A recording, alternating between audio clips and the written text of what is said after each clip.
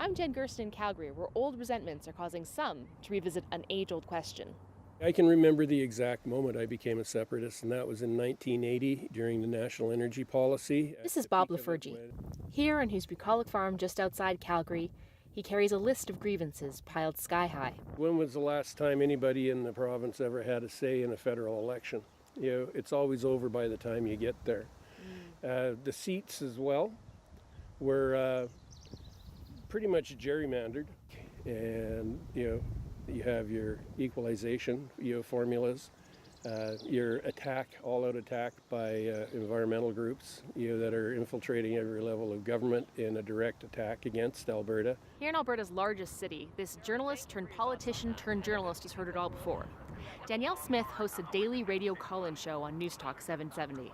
Until we get the federal government out of business, I think what we need to do is have the provinces need to run autonomously, run our own business, get rid of this transfer payment scheme that is the same as a welfare scheme.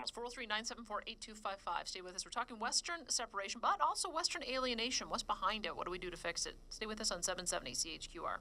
All he wants is a little bit of appreciation. Yeah. Why do they hate us so much? Why don't they just appreciate what they do? Why don't they realize that we work hard for what we have? Because I think everything is rooted in, you've got more than we do, therefore we're going to take it from you so we can redistribute it to something else.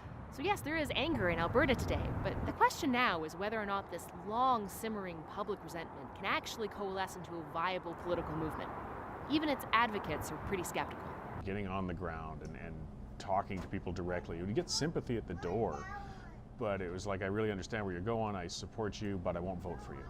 When it actually comes to a vote, people do not want to go. It's no coincidence when we've seen, whether it was the 80s with the first Trudeau or in the 90s with Chrétien, and nowadays with Trudeau Part 2, these cycles come whenever there's a Liberal government in, and Canada's a two-party system essentially. We'll get a Conservative government maybe in 4 years, maybe 6, maybe 2, who knows, but things will calm down a bit at that point too. Even if nothing else will change, that's some of the frustration with the real separatists. It doesn't matter which government's in, they're not going to put Alberta on the top of the priority list, but it'll be eased, that's for sure. The pipeline will help, but there's a number of other issues, so we'll see.